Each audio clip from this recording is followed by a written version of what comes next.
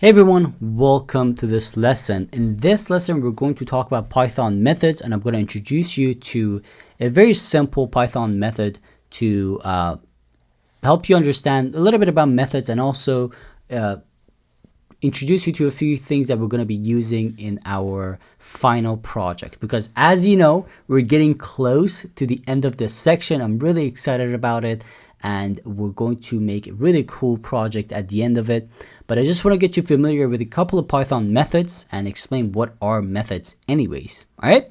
So this is a hint I dropped in the previous videos where I mentioned that we're going to be able to later on, we're going to be able to turn uppercase letters into lowercase.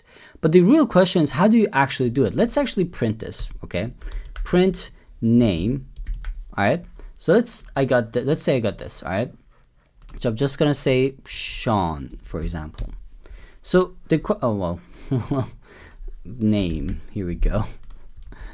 All right. So let's say I'm putting Sean, and it's all uppercase. So obviously this is gonna spit out my name uppercase. But let's say I'm in a situation where I need this to be lowercase. So why would you want this? Obviously it's different per person or per program, but let's say in my case, I want to use this in an if statement, all right?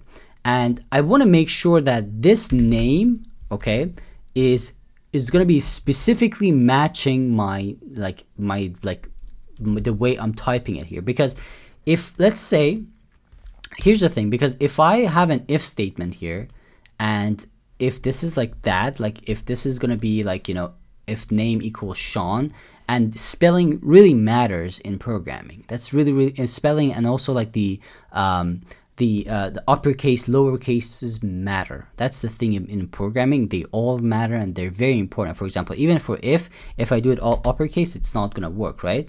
But yeah, so it's very important. It's like the uppercase, lowercase matters. And let's say for this program, I need this to be all lowercase when it gets to the if, because if it's not, for example, if I enter my name in a different way, you know, it's just not gonna work out.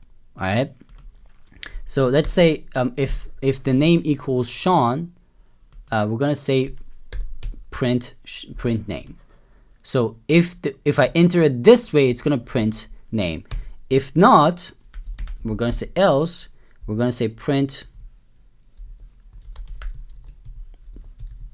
wrong name. All right. So let's actually test this out real quick, shall we? So if I run this, it's gonna say, please enter your name. I'm going to say Sean, all uppercase, and it's going to say wrong name. See? But what I want to do with this challenge or this program is that I want to make sure however I enter my name, Sean, it's going to pass exactly like this. And for example, if I enter it, let's say uppercase, but the rest of it is going to be just lowercase, or all uppercase, doesn't matter. However I enter it, like this even. However I enter it, I wanted to make sure this works here. So how do we actually do this? So this is where Python methods come in.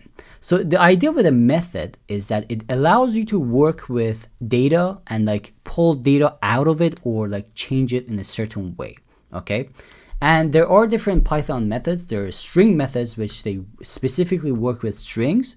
Or there are different kinds of methods for different like things. They count something or something like that, which there's another method I'm going to talk about in the next lesson.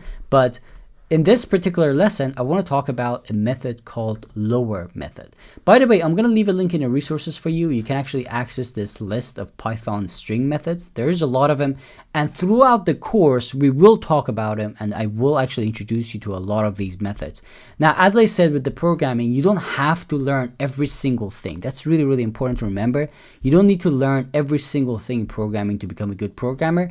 And a lot of these methods, a lot of them you actually are going to use as you build a program that specifically requires it. That's really, really important.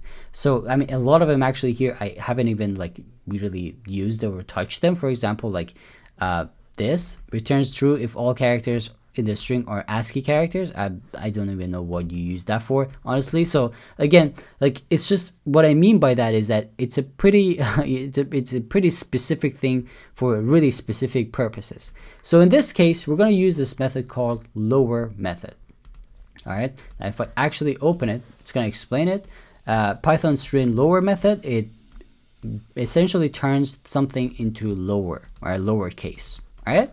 So here's how you do it.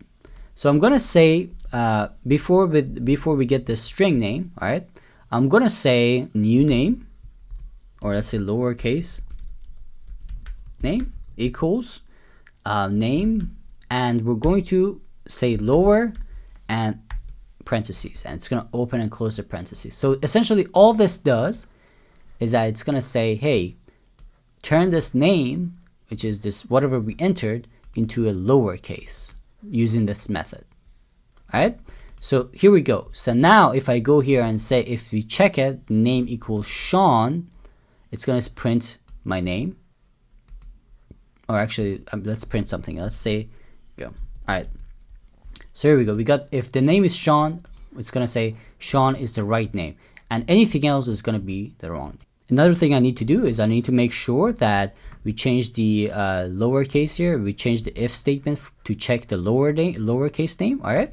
So now if I run this, let's enter my name in all uppercase, and it's going to say, there you go, Sean is the right name. Now let's run this one more time, and so let me enter something else. For example, let's say Jake.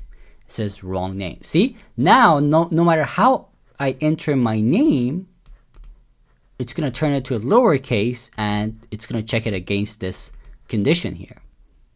See, guys? So this is how you use the lowercase method.